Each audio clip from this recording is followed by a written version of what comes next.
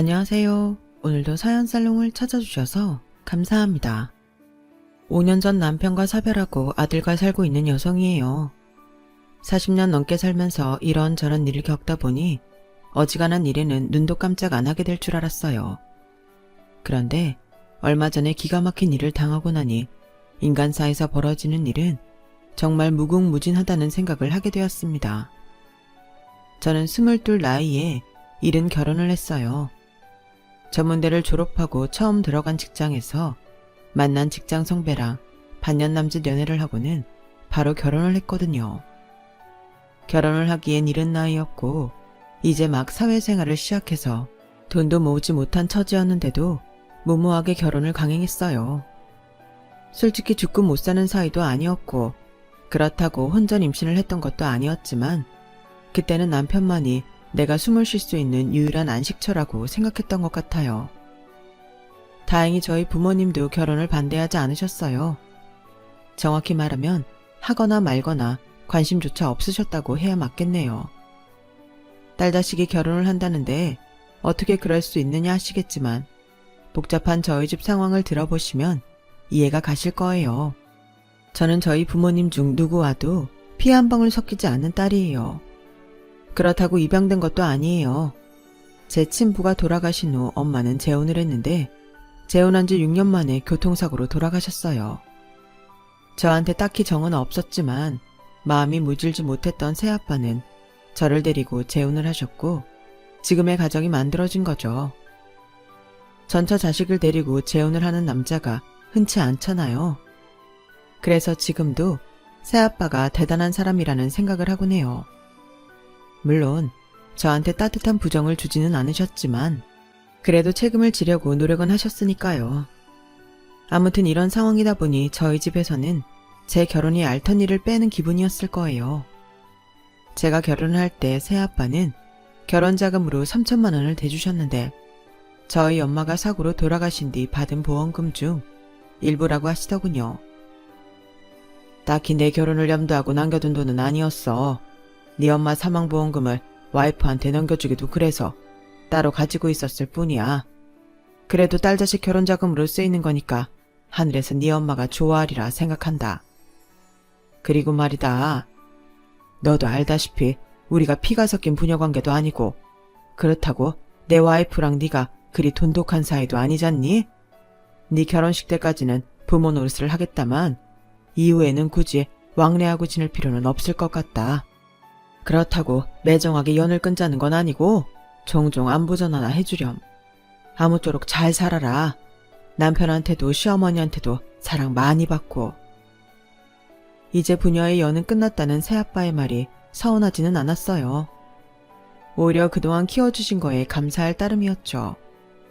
사실 제 남편이 결혼을 서두른 건 제 가정사 때문이기도 했어요. 가족이라고는 하지만 남과 다를 바 없는 사람들인데 그 틈에서 외롭지 않아? 그 집에 친자식들도 있다며. 혼자라서 외로운 거랑 사람들 사이에서 외로운 거랑은 천지 차이야. 그럴 바에는 차라리 그 집에서 나오는 게 낫지. 그래서 말인데 결혼 서두르자. 적어도 나랑 있으면 그 집에 있는 것보다 덜 외로울 거야. 평소 무뚝뚝한 사람이라서 청혼마저도 사무적인 어투로 딱딱하게 들렸지만 그 안에 담긴 진심만큼은 세상 그 어떤 말보다 따뜻했어요. 가족이라 불리는 사람들과 수년을 한 지붕 아래 살면서도 단 한 번도 느껴보지 못했던 애정이 듬뿍 담겨 있었으니까요. 그래서 이 사람이라면 나도 더는 외롭지 않을 수 있겠다는 생각으로 결혼을 하기로 했어요. 남편은 홀어머니 밑에서 5살 어린 남동생과 함께 자랐어요. 아버님을 일찍 여인 탓에 어리광도 제대로 피워보지 못하고 일찍 어른이 되어버린 사람이었죠. 그래서 그런가 생활력도 강하고 책임감도 남다른 사람이었어요. 시어머니는 간장게장 전문 식당을 하시는데 처음엔 간판도 없이 손바닥만한 곳에서 시작했지만 지금은 꽤 이름이 나서 피크타임에는 1시간은 기본으로 줄을 서야 하는 곳이 되었죠. 게다가 가게가 위치한 곳이 알짜배기 땅이라서 누구나 탐을 내는 자리이기도 했어요. 30대 초반에 과부가 된 시어머니는 그 자리에서 장사를 시작해 아들 둘 대학 공부시키고 가게가 새 들어있던 건물을 사버렸을 정도로 악착같이 일해 자수성가한 분이에요. 그래서 그런가 늘 자신감에 가득 차 있는 분이었죠. 까탈스럽게 구는 손님들한테는 돈 안 받고 내쫓기 일쑤고 직원들한테도 엄청 깐깐하게 구셨어요. 이따위로 일할 거면 당장 때려치워. 난 내 말 안 듣는 직원 필요 없으니까. 왜 내가 하라는 대로 안 하고 지멋대로 하냔 말이야. 네가 사장이야? 혹여 직원이 반발이라도 할라치면 아주 난리가 나곤 했어요. 글쎄, 입 닫고 내 말만 들어. 내가 다 알아. 내가 간장게장 하나 팔아서 이 건물을 산 사람이야. 뭘 알고 떠들라고. 왜 그런 말이 있잖아요.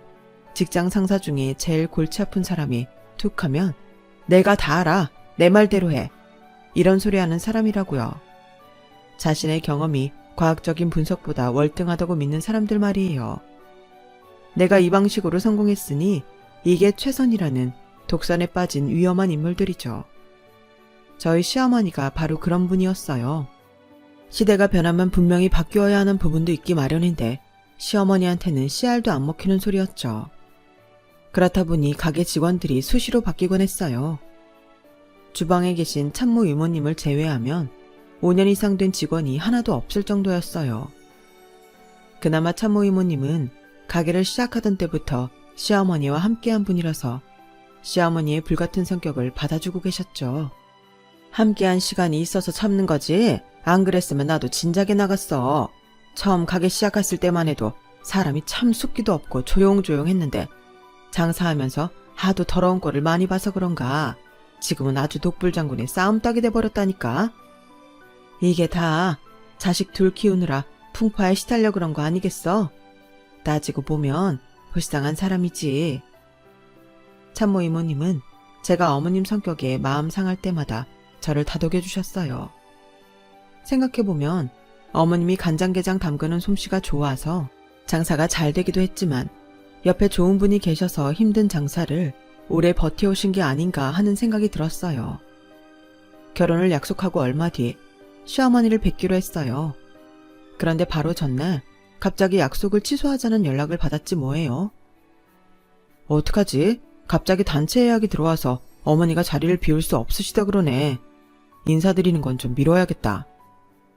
어머님을 모시라고 한식당을 예약해둔 터라 저는 서둘러 예약부터 취소했어요. 그런데 다음날 모르는 번호로 전화가 걸려온 거예요. 제 전화번호를 어떻게 하셨는지 어머님이 직접 전화를 하셨더라고요. 야, 너 좀 가게로 와라. 어차피 오늘 서로 얼굴 보려고 날 잡은 거 아니니? 네가 이리로 와서 얼굴 보여주고 가. 윤석이한테 날릴 거 없다. 혼자 와라. 그렇게 느닷없는 호출을 받고 달려간 저는 인사를 하자마자 어머님이 건네주신 앞치마를 메고 서빙을 시작했어요. 생전 처음 하는 식당 서빙이라서 어리둥절하긴 했지만 어머님께 잘 보이고 싶은 마음에 몸 안 사리고 열심히 움직였죠. 그 바람에 기껏 차려입고 간 옷 곳곳에 음식 얼룩이 텄고 한여름도 아닌데 온몸은 땀으로 범벅이 되었어요. 그렇게 3시간가량 정신없이 손님을 치르고 나니 가게는 언제 그랬냐는 듯이 손님들이 싹 빠져나가서 조용해지더군요. 그제야 자리에 앉아 숨을 돌릴 수 있었어요. 그런 제게 어머님은 자판기 커피를 건네주시며 그러시더군요. 네가 그래도 일머리가 없진 않구나. 처음 하는 일 치곤 빠릿빠릿하기도 하고 사람이 부지런하고 일마리가 있으면 어디 가서 굶어 죽지는 않는다. 이건 오늘 일당이다. 아니에요. 별로 한 일도 없는걸요. 그냥 넣어두세요. 나 같은 말 여러 번 하는 거 싫어한다. 받아. 오늘 입고 온 옷 반찬 국물 들어서 못 입을 거 아니냐. 옷 사 입어라. 엄마가 주는 용돈이야. 순간 엄마라는 말에 저는 정신이 멍해졌어요. 그러자 옆에 있던 참모 이모님이 대뜸 그러시더라고요. 우리 형님이 맏며느리감이 마음에 드셨나 보네. 얼른 받아요. 안 그러면 우리 형님 또 버럭 화낸다니까. 상대하기 까다로운 분일 것 같던 시어머니는 단번에 저를 며느리로 받아주셨어요. 그런데 인사를 마치고 집으로 돌아와 돈 봉투를 열어보니 세상에 10만원짜리 수표가 10장이나 들어있지 뭐예요. 이렇게 큰 돈을 받아도 되나 걱정이 돼서 남편한테 전화를 했더니 뭐가 좋은지 한참을 웃고서는 이러는 거예요. 그냥 받아. 어머니께서 자기 마음에 드셨나 보네. 우리 어머니 돈 앞에서는 부모 자식도 없는 분이야. 그런 사람이 수표를 10장이나 주셨다는 건 자기를 꽤 많이 생각하신다는 의미니까. 도대체 우리 어머니를 어떻게 구워 삶은 거야? 성격이 보통 아니신 분인데. 그 말을 들으니 내심 기분이 좋았어요. 제 가정사를 아시고도 저를 마음에 들어 하신다는 게 의아하기도 했고, 무엇보다 제게 하셨던 엄마라는 말에 든든한 아군을 만난 기분까지 들었거든요. 하지만 그때는 몰랐어요. 시어머니한테 며느리는 평생을 함께해도 자식이 될 수 없다는 걸요. 제가 너무 부모정에 굶주려 있어서 쉽게 마음을 내드린 거였어요. 혼수랑 예단은 아빠한테 받은 3천만 원과 제가 적금을 들어두었던 1,000만 원을 합해서 준비했어요. 신혼집은 어머님이 시댁 근처에 전셋집을 얻어주셨고요. 결혼식에 참석했던 새아빠와 새엄마는 신혼여행에서 돌아오는 저희 인사도 받지 않으셨어요. 이제 남남이라는 걸 확인하게 된 순간이었죠. 그렇게 친정 식구들과 연을 끊게 된 제게는 이제 남편만이 유일한 가족이 되었어요. 그동안 내 가족은 내 의지와는 상관없이 만들어진 거였지만 남편과 함께 꾸려나갈 내 가족은 내 의지대로 온전히 만들겠다 결심을 했어요. 그래서 처음 임신을 했을 땐 이제야 완벽한 내 가족이 만들어지는구나 하는 생각에 그렇게 기쁠 수가 없었어요. 하지만 임신 3개월도 안 돼서 자연 유산을 하게 되었고 그제야 가족을 꾸리는 게 쉬운 일이 아니라는 걸 알게 되었죠. 유산을 하고 상실감으로 한창 힘들어할 때 제게 힘이 되어준 건 시어머니였어요. 네 탓할 거 없어. 처음부터 인연이 아니었던 거지. 아직 젊은데 기회가 없겠니? 자식은 갖는 것도 힘들지만 낳는 거랑 키우는 건 더 힘든 거다. 다음에 임신하거든 다시는 잃지 않도록 조심해라. 그럼 되는 거야. 죄송합니다, 어머님. 죄송하면 밥 좀 제대로 먹어. 어떻게 몸에 살은 없고 뼈만 있냐? 이래서야 애가 들어서도 문제다. 애는 애미 영양분 먹고 사는 건데 네 몸에 먹을 게 있긴 하겠냐? 입맛이 없어도 밥맛으로라도 먹어라. 먹고 싶은 거 있으면 참지 말고 윤석이한테 말하고 파는 음식이 싫으면 내가 만들어주마. 새애기 너 뭐가 먹고 싶냐? 순간 저도 모르게 입에서 떡볶이라는 말이 툭 튀어나왔어요. 파는 떡볶이 말고 집에서 한 떡볶이가 먹고 싶어요. 어머님은 제 얼굴을 빤히 바라보시더니 자리를 털고 일어나셨어요. 그리고는 잠시 뒤 떡볶이 재료를 잔뜩 사들고 오셨어요. 제가 어떤 떡볶이를 좋아할지 몰라서 밀떡이랑 쌀떡, 떡국떡까지 사오셨더라고요. 그리고는 저희 엄마가 해주시던 떡볶이가 어떤 맛이었는지를 물어보시더니 순식간에 뚝딱 만들어주셨어요. 물론 저희 엄마표 떡볶이와는 확실히 달랐지만 흉내를 내시려고 노력한 어머님의 정성 탓인지 그날 먹은 떡볶이는 제 인생에서 먹어본 떡볶이 중 최고였어요. 어머님의 떡볶이로 묘산의 아픔을 위로받은 저는 이듬해 저희 아들을 임신했어요. 한 번의 아픔이 있던 터라 이번에는 임신 초기부터 출산 전날까지 엄청 몸을 사리며 조심을 했죠. 그리고 드디어 무사히 아들을 출산하게 되었어요. 출산 후 복직을 할 생각이었던 저는 3, 7일 이후부터는 몸 만들기를 시작했어요. 그런데 마음만 앞설 뿐 육아에 지친 몸이 잘 따라와 주지 않더라고요. 임신으로 늘어난 체중은 빠질 생각을 안 하고 밤이고 낮이고 줄곧 보채는 아이를 달래느라 잠을 제대로 못 잔 탓에 하루 종일 수면 부족으로 몽롱한 상태였어요. 운동은커녕 딱 3시간만 다리 쭉 뻗고 잤으면 좋겠다 싶더라고요. 잠은 부족하고 할 일은 많고 살은 안 빠지니 성질만 예민해져서 툭하면 남편한테 화풀이를 하다 보니 남편도 죽을 맛이었던 모양이에요. 그냥 이참에 회사 그만둬. 애 키우는 것도 벅찬 상황에 복직 준비한다고 다이어트까지 하려니 몸이 나만 나겠어. 내가 너랑 우리 아기 못 먹여 살리겠니? 말이 쉽지. 자기 혼자 벌어서 어떻게 애를 키우고 살아? 애 분유값에 기저귀값, 어린이집은 뭐 공짜로 보내? 거기다 학교 들어가 봐. 돈 들어갈 구멍만 더 커진다고. 나도 속상해 미치겠어. 임신 초기에는 우리 아기가 몸 건강히 태어나게만 해달라고 빌었는데 막상 아이를 낳고 보니 시작부터 힘들다는 말만 나오더라고요. 도대체 엄마들은 애들을 둘 셋씩 어떻게 낳고 키웠나 모르겠어요. 저는 하나도 벅차서 빌빌대니 말이에요. 이런 고민을 한 방에 날려준 건 시어머니였어요. 하루는 집에 찾아오셔서 그러시더라고요. 애미야, 너 꼭 복직해야겠니? 돈 버는 게 목적이라면 굳이 회사로 돌아갈 필요는 없지 않느냔 말이다. 하지만 어머님, 회사에 안 다니면 제가 무슨 수로 돈을 벌겠어요. 별다른 기술이 있는 것도 아닌데요. 그래서 말인데 애 좀 크면 가게에 나와서 일 배워라. 그때까지는 내가 니들 생활비 원주해주마. 매달 200씩 주면 되겠지? 어차피 나 죽으면 누군가는 가게를 맡아야 할 거 아니니 기껏 자리 다 잡아놨는데 남한테 넘겨주긴 아깝잖아. 그러니 네가 내 앞에 딱 붙어서 일 배우고 가게 물려받아. 생각지도 못한 어머님 말씀에 정신이 번쩍 들었어요. 따지고 보면 제가 복직을 해도 일하는 동안 아이를 맡길 사람을 써야 하고 시설에 맡기더라도 들어가는 돈이 한두 푼이 아니거든요. 어쩌면 제 월급이 고스란히 얘한테 들어갈 판이었으니까요. 그런데 어머님이 매달 200만 원씩이나 대주신다니 애도 내 손으로 키울 수 있고 이보다 도울 수가 없었죠. 더군다나 어머님 가게를 저한테 물려주신다는데 황금알을 낳는 거위를 품에 안는 심정이었어요. 남편도 그 말을 듣고는 저처럼 좋아하더라고요. 그렇게 저는 복직을 포기하고 회사에 사표를 냈어요. 그리고 아이가 4살이 되던 무렵부터 어머님 가게로 출근을 하게 되었죠.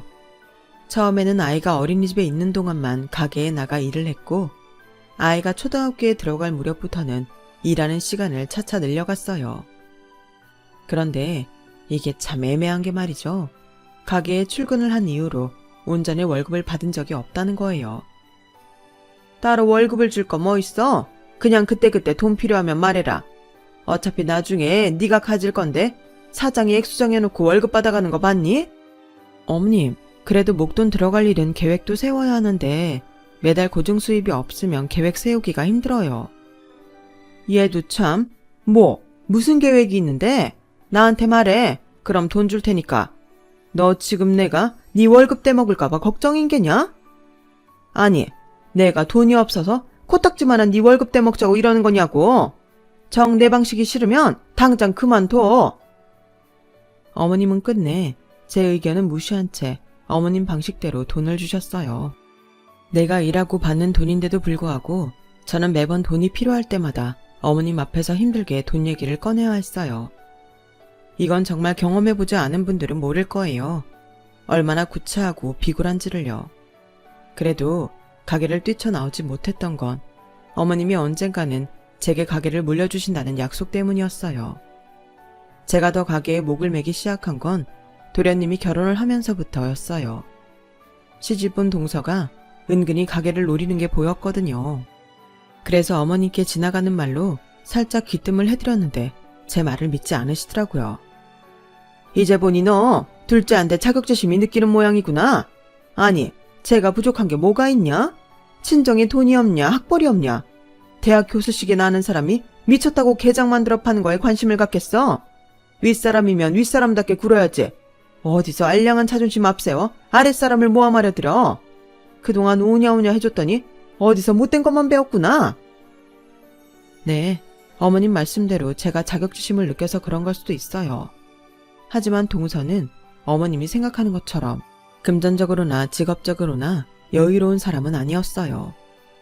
동선의 친정이 잘 살았던 건 사실이지만 오빠 둘에 언니까지 있던 동서에게는 실질적으로 손에 쥐어지는 건 없었거든요. 거기다 당시 동서는 대학 교수가 아닌 시간 강사였고 그나마도 그때는 강사법이 시행되기 전이라서 방학 때는 월급도 나오지 않는 형편이었어요. 시동생이 결혼하고 몇 달 지났던가 저희 집에 찾아와 남편과 제게 하소연하는 걸 듣고 저도 동서 사정을 알 수 있었어요. 형수, 원래 여자들은 그렇게 사치가 심해요? 수백만 원 하는 명품백을 다들 아무렇지도 않게 사들고 다니냐고요. 발등 살짝 가려지는 샌들이 90만 원이 넘는 게 말이 됩니까? 근데 그런 걸 겁도 없이 턱턱 사드려요. 와이프 앞으로 나온 이번 달 카드값만 470만 원이에요. 내가 아주 미쳐버리겠다니까요. 그래도 동서가 돈은 잘 벌잖아요. 대학 교수면 못해도 한 달에 4,500원 벌 텐데. 모르는 소리 마세요. 학생들이 교수님하고 부르니까 그렇지 실상은 시간 강사예요. 같은 강사인데도 동네 보습학원 강사들보다도 월급도 적다고요. 게다가 방학 때는 수입이 빵원이에요. 그런데도 정신을 못 차리고 돈을 써대니 내가 미친다니까요. 남들은 돈 많은 처가독 좀 보고 살겠다고 부러워하는데 내 속을 주머니 뒤집도 보여줄 수도 없고 아우 정말. 시동생 얘기를 들어보니 동서가 왜 어머님 가게를 탐내는지 알겠더라고요. 씀씀이는 크고 버는 돈은 적고 그나마 믿을 구석인 친정에선 욕심 많은 오빠들이랑 언니까지 돈주머니를 틀어막고 있으니 돈 나올 구멍이 없는 거죠. 언젠가 명절 때 동서랑 둘이 얘기를 나눈 적이 있었는데 가게 매출부터 건물 시세까지 꼬치꼬치 캐묻더라고요. 우리 어머님 완전 알부자시네. 건물만 팔아도 그게 얼마야? 형님, 혹시라도 가게에 형님 혼자 꿀꺽할 생각하는 건 아니죠? 요즘은 장남이라도 유산 다 차지할 수 없다는 거 아셔야 돼요. 우리 그이한테도 분명히 지분이 있다는 거 꼭 기억해 주세요. 건물이야 그렇다 치지만 동서는 대학 강의 나가기도 벅찰 텐데 식당까지 물려받으라고? 에이, 그건 좀 오바다. 식당 일이 쉬운 건 줄 알아? 간장게장이 만들기 쉬워 보이지? 그거 은근 손 많이 가는 거야. 그 노하우 배우는 데만 몇 년이 걸린다고. 어머 형님, 전문대 나온 형님도 하는데 박사학위까지 딴 내가 그깟 거 못할까 봐요? 걱정도 팔자시네. 어머님이 저한테 식당만 물려주신다면 그깟 대학 강의 당장 집어치울 거예요. 벌어들이는 액수의 자릿수부터가 다른데 내가 바보예요? 설마 형님이 혼자 받아 챙기려고 하셨던 건 아니죠? 굴러온 돌이 박힌 돌 빼낸다고 호시탐탐 식당을 노리는 동서 때문에 저는 조금씩 초조해졌어요. 그래서 더 어머님한테 월급을 달라고 조르지 못했어요. 괜히 미운 털 박혔다간 그나마 몇 년 고생해서 일 배운 것도 수포로 돌아갈 테니까요. 이런 제 마음도 모르고 남편은 어찌나 천하태평인지 제 속만 문드러졌죠 뭐. 과연 어머니가 며느리들한테 식당을 물려주실까? 내가 보기엔 당신이나 재수씨나 헛물 켜는 것 같은데 말이야. 그게 무슨 소리야. 지금까지 내가 어머님 밑에서 얼마나 고생하며 일을 배웠는데 월급이나 제대로 주셨어? 툭하면 나중에 다 네 거 되는데 그깟 몇 푼 안 되는 월급 타령한다고 면박이나 주셨지.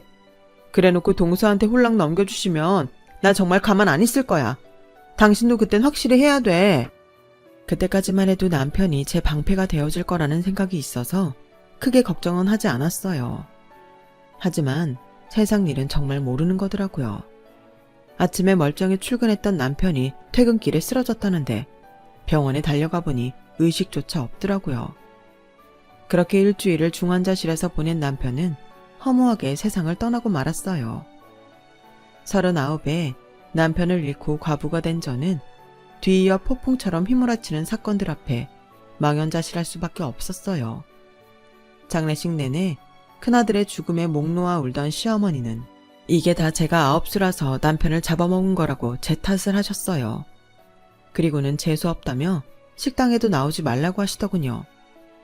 어머님, 저한테 왜 그러세요? 저 정말 야속해요. 어머님도 자식을 잃으셨지만 저도 하나뿐인 남편을 잃었어요. 그런데 어쩜 어머님 아픔만 생각하시고 제 아픔은 생각 안 하세요? 남편 잡아먹은 년이 입은 터졌다고 말은 잘한다. 네 아홉수 때문에 생때 같은 내 아들이 죽었는데 뭐가 야속해. 넌 딴 남자 만나 제가 하면 그만이지만 난 억만금을 주고도 내 자식 못 찾는다. 아유, 내 팔자야. 남편 앞서 보낸 것도 억울한데 아들까지 먼저 보내다니. 맏며느리 하나 잘못 들여서 귀한 내 새끼 명줄 잘랐네. 아이고, 분통하고 억울해라. 따지고 보면 어머님 당신도 아홉수이긴 마찬가지면서 제 탓만 하시니 정말 기가 막혔어요.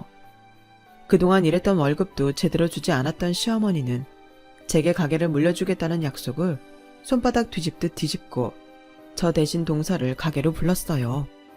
누군가의 불행이 나에겐 기회가 될 수 있다더니 동서가 그 기회를 잡게 된 거죠. 당장 아들과 함께 먹고 살 길도 막막했던 저는 지푸라기라도 잡는 심정으로 어머님 가게로 찾아갔어요. 어머니, 가게는 저한테 주시기로 하셨잖아요. 지난 15년간 어머님 밑에서 온갖 허드렛 일 다 하고도 월급도 제대로 못 받고 이랬는데 이제 와서 이러시면 어떡해요? 저는 미워해도 어쩔 수 없지만 우리 민우를 생각해서도 이러시면 안 되죠. 어머님, 제발 약속 지켜주세요. 네? 그래, 말 잘했다. 내가 넌 미워도 내 손자는 미워하면 안 되지.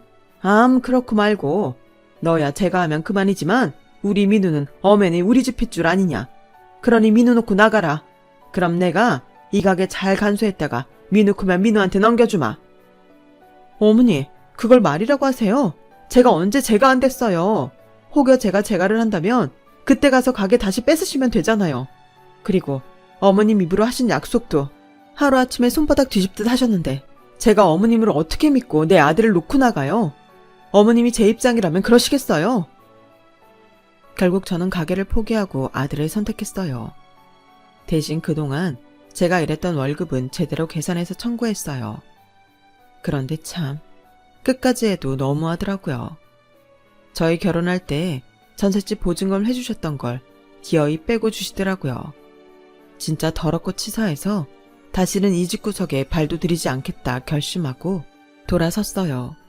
밀린 월급을 받았지만 아파트 대출금이며 다달이 들어가는 생활비 때문에 당장 일자리를 구해야 했어요.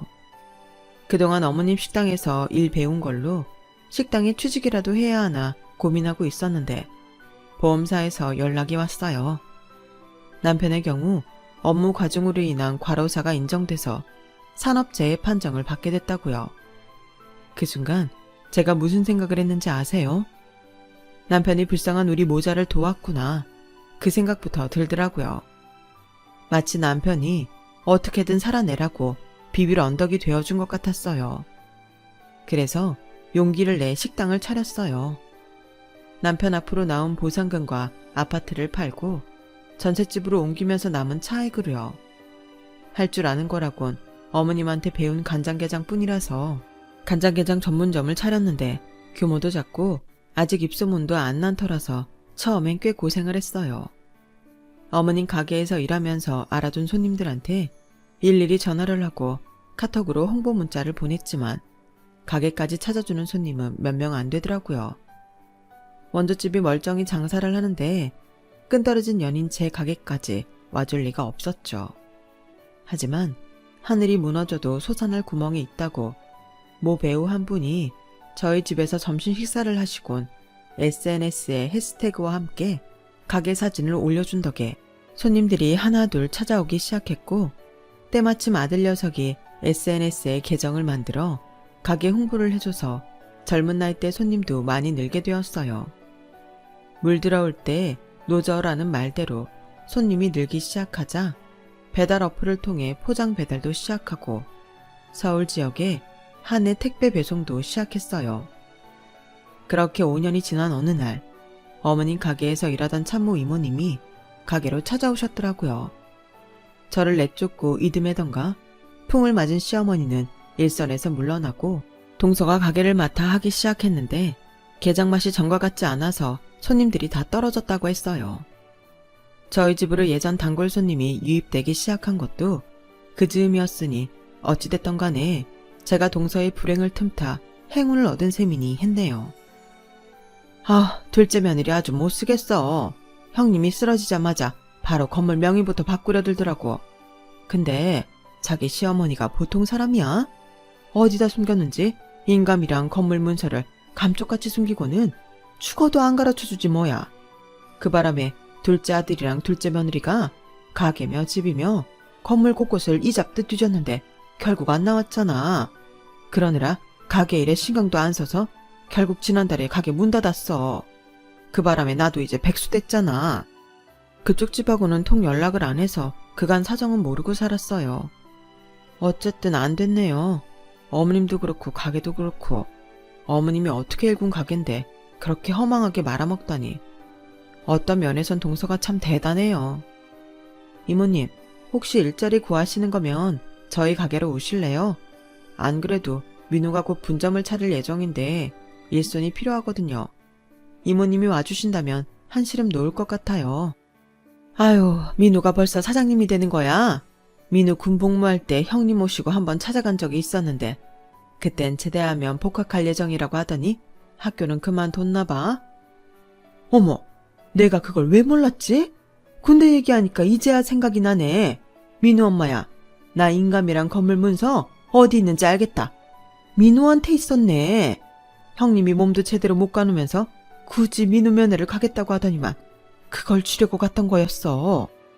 참모 이모님이 돌아가시고 난 뒤 저는 아들을 불러 어머님 손가방에 대해 물었어요. 그랬더니 아들 녀석이 그날 밤 제 방에 들어와 누런 문서 봉투를 내밀었어요. 거기에는 어머님의 인감은 물론 건물 문서, 그리고 공증받은 유언장이 들어있더라고요.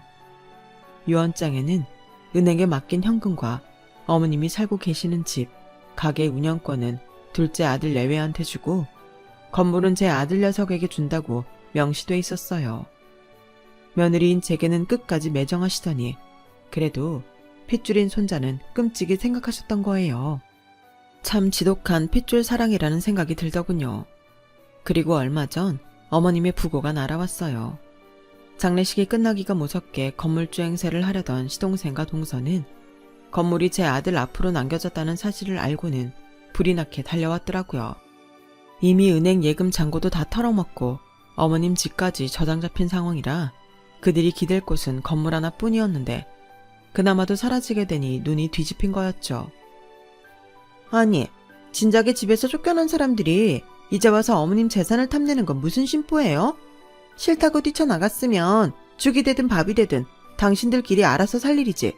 병든 노인네를 꼬셔서 건물을 빼돌려? 형님도 그렇지. 게장집 잘 된다면서요.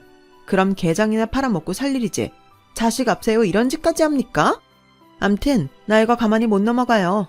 당장 소송할 거야. 유류분 청구 소송이라도 해서 받아낼 테니까 알아서 해요. 동서, 박사학위까지 받은 사람이 참 무식하구나. 이미 건물보다 더 많은 돈이랑 가게 부동산을 받았으면서 무슨 유류분을 찾아먹겠다는 거야. 그래, 어디 소송해봐. 없는 살림에 소송 비용까지 털리겠다는데 누가 말리겠어? 어디 해봐. 할 수 있으면 하라고.